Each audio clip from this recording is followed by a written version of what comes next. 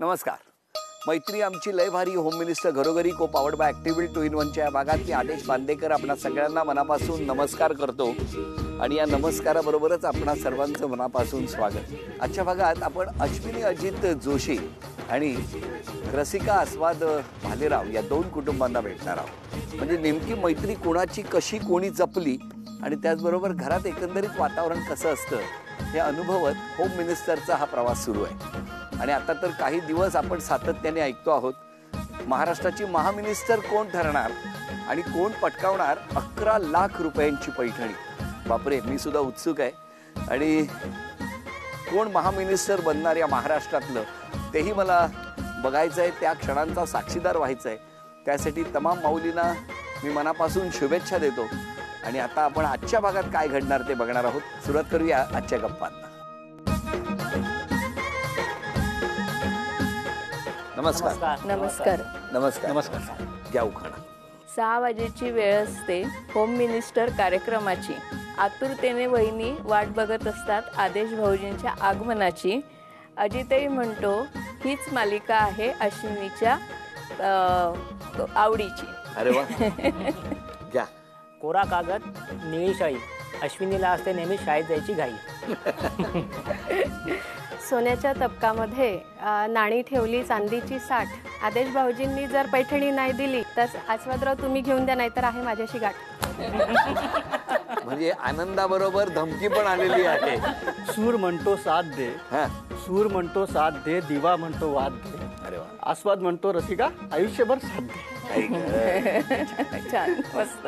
वैदी ओळख करून द्या. हे माझे सासरे. नमस्कार. ह्या माझ्या सासूबाई. नमस्कार.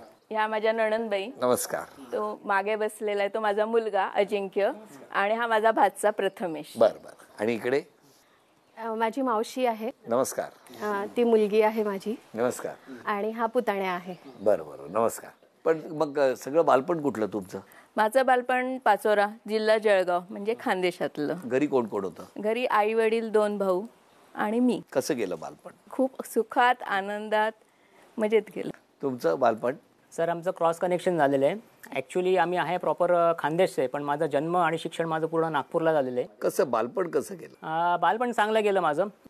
पण तुमचे आई बाबा काय करायचे? माझे आई बाबा आलेले आहेत इथे. हो. आई बाबा बाबा माझ्या रेल्वेमध्ये होते नागपूरला सर्व्हिसला.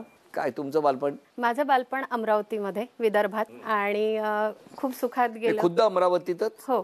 बरं बरं. कोण कोण? म्हणजे जन्म माझा धामणगाव रेल्वेचा आहे, अमरावती जिल्ह्यामध्ये. पण शाळा शिक्षण म्हणजे पुढे सगळं अमरावती, प्रॉपर अमरावतीमध्ये. घरी आई बाबा, लहान बहीण आणि मी, असं आम्ही 4 होतो. मेन गोष्ट अशी आहे की जसं आपण म्हणतो ना की मी बारागावचा मुंजा आहे. पहिली गोष्ट म्हणजे जन्म झाला अंबेजोगाईला, बीड जिल्ह्यात. लहानपण सगळं गेलं जे कल्याणला गेलं. शिक्षण सगळं तिथे झालं. नोकरीनिमित्त नाशिकला आलो आणि सासूरवाडी अमरावतीची. पण मग हे सगळं प्रवास जो झाला तो आई बाबा काय करायचे? आई आमची शाळेमध्ये प्रिन्सिपल होती, मराठी शाळेमध्ये आमच्या इथल्या. आणि वडील रेल्वेत होते. म्हणजे आमच्या इथे कॉमन गोष्टी आहेत माहिती त्याच्यात. म्हणजे रेल्वे जन्म, रेल्वे कनेक्शन मिस्टर. आणि शाळा पण कॉमन आहे सगळीकडे. रेल्वेचा जो सायरन असतो किंवा आवाज असतो त्याला काय म्हणतात? भोंगा म्हणतात की काय म्हणतात? नाही, भोंगाच म्हणतो आपण.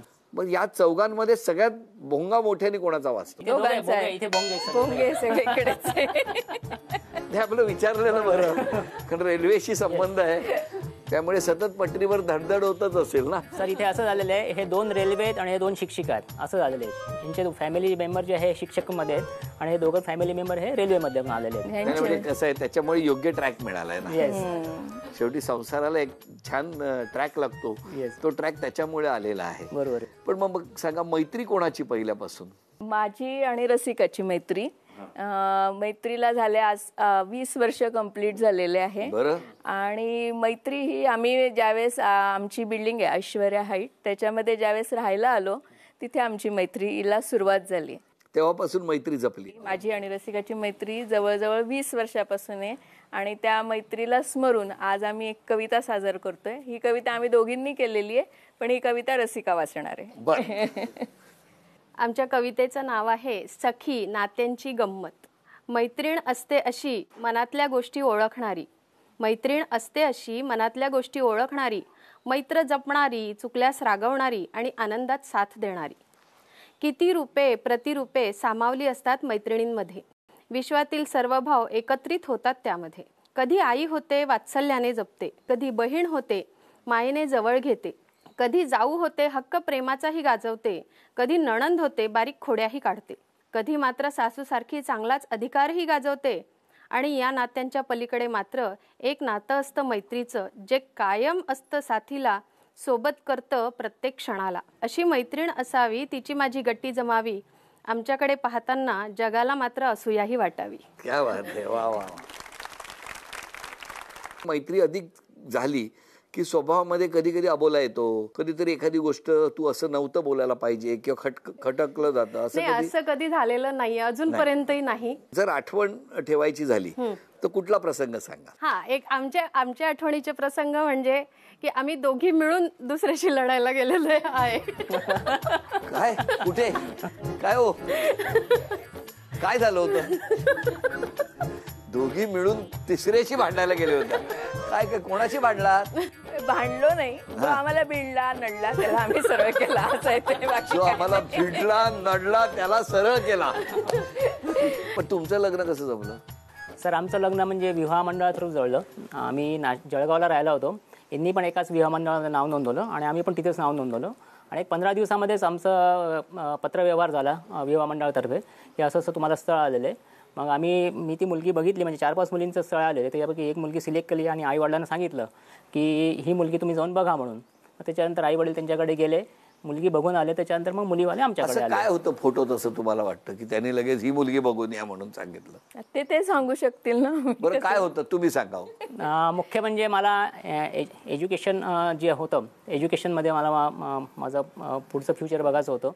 त्याच्याकडे एज्युकेशन होतं. त्याच्यानंतर खंबीरपणा मला दिसला की त्याच्यामध्ये आहे, तिच्यामध्ये की जो मला एक लॅकिंग होता. मग एक सपोर्ट मला हवा होता. आमच्याकडे फोटो आला होता. आला होता, पण मी प्रत्यक्ष भेटल्यानंतर निर्णय घेतला. जे आम्ही नंतर बोललो त्याच्यामध्ये मला आवडला, त्यांचा स्पष्ट वक्तेपणा आवडला. कुठे भेटले होते? आम्ही जळगावलाच भेटलो होतो यांच्या घरी. अच्छा, घरी भेटले होते. आणि खरं सांगायचं तर ते थोडे घाबरले होते, मला आवजाव घालत होते, ते मला जास्त आवडलं. आणि त्यांच्या अपेक्षा काही नव्हत्या म्हणजे बायकोकडनं. मी त्यांना विचारला होता पहिला प्रश्न की तुमच्या बायकोने सर्व्हिस करावी असं तुम्हाला वाटतं का? त्यावेळेस त्यांनी मला उत्तर दिलं होतं की तिने ठरवावं, हा तिचं स्वातंत्र्य असेल. आणि त्याच्यावरनं मला ते आवडलं होतं, म्हणून मी त्यांना होकार दिला. पण किती वर्ष झाली आता लग्न? सर, आता टोटल आम्हाला 21 वर्ष झाले लग्नाला. 21 वर्षामध्ये आज मागे वळून बघताना काय सांगणार या माऊलीबद्दल? कशी साथ दिली? फार सुंदर साथ दिलेली की माझे जेही स्वप्न होते माझ्या आयुष्यामधले, ते स्वप्न तिने चांगल्या प्रकारे मला सपोर्ट केलेलं आहे. म्हणजे आम्हाला घर नव्हतं राहायला लहानपणापासून. आम्ही म्हणजे 26 वर्ष पूर्ण भाड्याच्या घरामध्येच राहत होतो नागपूरला. पण त्याच्यानंतर माझ्या स्वप्नामध्ये होतं की आपल्याला एक घर घ्यायचं आहे. मग त्याच्यासाठी तिने मला सपोर्ट केला. आम्ही पहिलं घर माझ्या आयुष्यामध्ये नाशिकला बुक केलं होतं. आधी ठरलं होतं की 1 BHKचा फ्लॅट घ्यायचा, पण ती म्हणे नाही, आपल्याला आईबाबांना पण आणायचं आहे, तर आपण 2 BHKचाच फ्लॅट घेऊया. मग आम्ही 2 BHKचा फ्लॅट घेतला. मला गाडी घ्यायची होती, गाडीला पण तिने मला सपोर्ट केलेलं आहे. मला फॉरेन टूरला जायचं होतं, त्यावेळेस पण तिने मला सपोर्ट केलेला आहे. या प्रत्येक बाबतीत तिने आतापर्यंत मला सगळ्यात सपोर्ट केलेला आहे. कसं वाटतं ऐकून? छान वाटतं, खूप मस्त वाटतं. तुमच्याकडे कसं काय जमलं? तुम्ही फार मस्त गोड हसता, आधी ते मला बरं. तुमच्या हसण्यात बरंच काही दडलेलं आहे, हो की नाही? म्हणजे तसं एक गाणं पण आहे, माहितीये तुम्हाला, तू मित्र जो क्या गम है उसको चबा रे. तर काय आहे म्हणजे हसण्यामागचं आनंद सांगा आम्हाला, गम नको. काय गोड हसताय तो. किती वर्ष झाले असे हसताय? लग्नापासून हसतात 22 वर्ष झाले ना आता आम्हाला लग्न होऊन. 22 वर्ष हसण्यावर काढलंय तुम्ही, हो ना? बरं सांगा, कसं जमलं लग्न? म्हणजे लग्न जमलं म्हणजे कसं होतं की ज्यावेळेस आधी बघितलं होतं लग्न, म्हणजे पहिल्यांदा मला फोटो दाखवायला मिळाला, म्हणजे आमच्या मावशी आहेत त्यांच्या. तर मी कंपनीमध्ये होतो सेल्समध्ये. आता 35 वर्ष झाले मला, मी काम करतो आहे. आणि त्यावेळेस त्यांना माझ्याकडे बघून असं वाटलं की नाही यार, हा माणूस आहे, काहीतरी आपली भाची आहे, तर आपण लग्न करावं हिच्याबरोबर, का नाही दाखवं स्थळ हे. मग हे प्रेक्षणीय स्थळ तिथपर्यंत पोचलं. आणि तिथे नंतर मग त्याच्यामध्ये 2 वर्षाचा गॅप गेला. 2 वर्षाच्या गॅप नंतर परत एकदा ते म्हणतो ना आपण देवाच्या ह्याच्याने फिरून ते परत तिथे झालं. मध्ये काही झालं ना. का फिरवलं तुम्ही?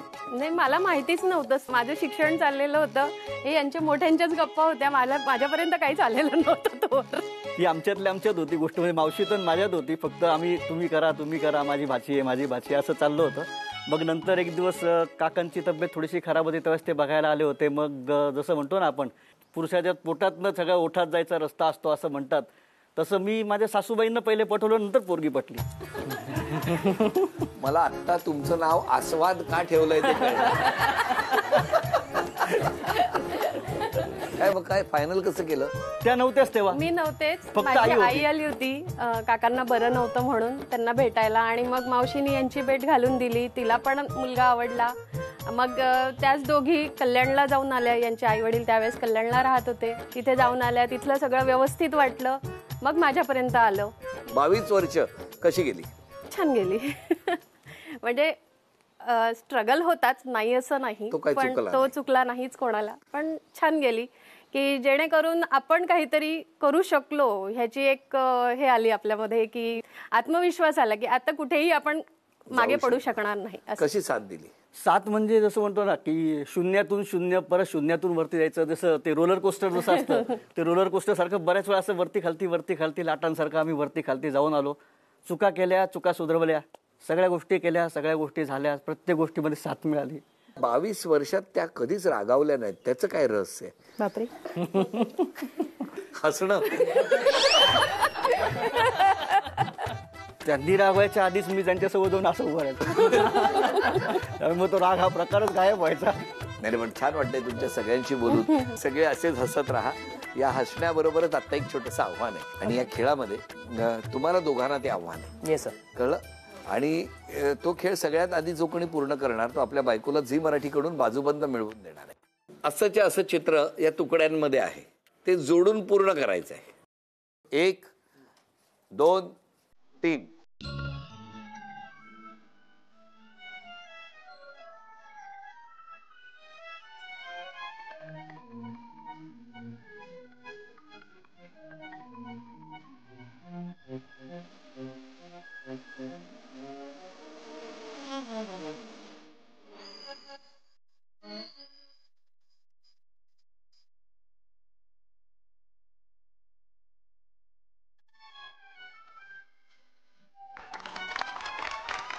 अभिनंदन. झी मराठीकडून हा बाजूबंद तुम्हाला मिळाला. अभिनंदन. झी मराठीकडून हे चांदीचं नाणं. झी मराठीकडून हे चांदीचं नाणं. झी मराठीकडून ही भेटवस्तू. सासूबाई सांगा सुनेबद्दल. नाही, ती अगदी मिळून मिसळून राहणारी आहे. आम्ही पहिल्यांदा बघायला गेलो तिला तेव्हाच पसंत पडली होती. घरी आल्यावर त्याला सांगितलं की आपल्याला तीच मुलगी करायची म्हणून. हो ना. त्यांचं आणि माझं माहेर एकच आहे. हो, आणि एकाच शाळेत शिकलेलो आहे आम्ही दोघंही. एकाच शाळेत शिकलेलो आहे. जमवून केलेला गेम. आणि आमचं लग्न ज्या कार्यालयात झालं त्याच कार्यालयात त्यांचं पण लग्न झालेलं आहे. आणि त्याच कार्यालयात आमच्या नातवाचं बारसं पण त्याच कार्यालयात. अरे वा. सुनेबद्दल काय सांगायचं, सून चांगलीच आहे, प्रश्नच नाही काही. कारण आमचं हे पण पाचोऱ्याचे, ते पण पाचोऱ्याचे, त्याच्यामुळे प्रश्नच नाही काय सांगा. भावाचं आणि माझं लहानपणापासून इतकं म्हणजे एकरूप, आम्ही एकाच वाड्यात राहिलेलो आहेत. त्याच्यामुळे खरं तो माझा मामे भाऊ आहे हे सांगावं लागतं, पण सख्या भावासारखाच आहे. दोघांचा स्वभाव पण छान आहे, आईचा पण आणि बाबांचा पण. दोघं खूप सपोर्ट करतात आणि वेळ पडली तर मदतही तेवढीच करतात ते. तुम्ही सांगा. मला आस्वादबद्दलच सांगावं लागेल की अतिशय गोड, मनमिळाऊ, आणि पहिल्यांदा जेव्हा भेटले ते की हिरा कसा निवडून काढावा तसा आस्वादला मी निवडून काढला आणि पिछा पुरवला की तुला हिच्याशी लग्न करायचं. हिरा तुम्ही निवडला, त्या आता पैलू पाडतायत. सगळ्यात आधी तुम्हाला आमचा नमस्कार. हो, नमस्कार. तुम्ही आज इथे येण्यासाठी काही वेळ उशिरा आलात. हो. तेव्हा एका खूप महत्वाच्या जबाबदारीवर होता, आणि ती जबाबदारी ऐकून आम्हाला तुमच्याबद्दल खूप अभिमान वाटतो आहे. थँक्यू. सगळ्यांना कळलं पाहिजे की तुम्ही कुठे गेला होता. मी 10th एक्झाम द्यायला गेली होती. रायटर म्हणून गेली होती मी एका ठिकाणी. सो तिथे मला वेळ लागला म्हणून मला यायला उशीर. म्हणजे एका विद्यार्थ्याला रायटर म्हणून. हो, रायटर. मग तो विद्यार्थी काय, म्हणजे दिव्यांग विद्यार्थी. दिव्यांग विद्यार्थ्याला रायटर म्हणून तुम्ही गेला होता. पेपर व्यवस्थित लिहिला आणि आता आलेले आहे. कसं वाटतंय? छान वाटतं एकदम. म्हणजे मलाही खूप छान वाटलं तुम्हाला भेटून, कारण असं काम करणं हे सुद्धा एक वेगळं या आयुष्याला एक वेगळी उभारी देणार आहे. हो तेच. तर तुम्हाला खूप छान शुभेच्छा आमच्या. थँक्यू. आता सांगा. आई बाबा दोघं पण म्हणजे खूप छान आहेत. घरात कायम पॉझिटिव्ह वातावरण कसं राहील याचा नेहमी त्यांचा प्रयत्न असतो. स्पेशली बाबांचा तरी की प्रत्येक गोष्ट कशी हसण्यावरी नेईल, घरी कसं पॉझिटिव्ह सगळं पर्यायच नाही हसण्यावरी नेण्याशिवाय. अश्विनी वहिनी आणि रसिका वहिनी यांच्यापैकी कोण जिंकणार पैठणी आत्ता ठरणार आहे. तेव्हा बघूया पैठणीचा खेळ. खेळ सोपा आहे. 4 केशरी रंग आहेत, त्यामध्ये जर ती रिंग गेली तर 10 गुण मिळणार आहेत. आणि मध्ये जो हिरवा रंग आहे त्यामध्ये जर ती रिंग गेली तर 50 गुण मिळणार आहेत. तेव्हा आता 10 संधी दोघींनाही प्रत्येकी. या 10 संधीमध्ये सर्वाधिक गुणसंख्या ज्यांची होणार त्या ठरणार आजच्या भागातल्या होम मिनिस्टर, ज्यांना मिळणार आहे पैठणी. बघूया काय.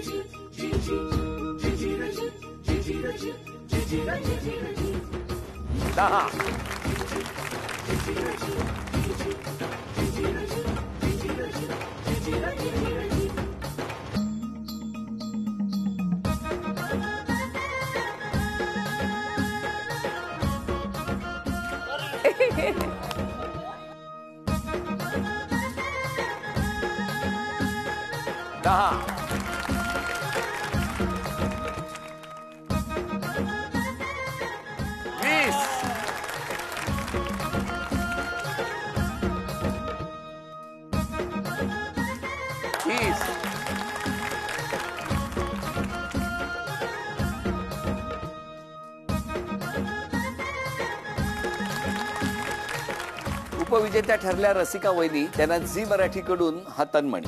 अभिनंदन. आजच्या भागात होम मिनिस्टर ठरल्या अश्विनी वहिनी, त्यांना झी मराठीकडून ही सोन्याची नथ. अश्विनी वहिनींना मिळत आहे तथास्तु पुणे आणि कोल्हापूर यांच्याकडून पैठण. अभिनंदन. आपणा सगळ्यांनाही खूप खूप शुभेच्छा. आणि त्याचबरोबर महामिनिस्टरच्या या नवीन पर्वाकडे सगळ्यांनी लक्ष ठेवा, कारण कोण बनणार महाराष्ट्राची महामिनिस्टर आणि कोण पटकावणार 11 लाख रुपयांची पैठणी. यासाठी होम मिनिस्टरचा प्रत्येक भाग 11 एप्रिलपासून बघत राहा. आजचा भाग इथेच संपतो आहे. पुन्हा भेटूया अशीच एक पैठणी घेऊन होम मिनिस्टरच्या पुढच्या भागात. नमस्कार.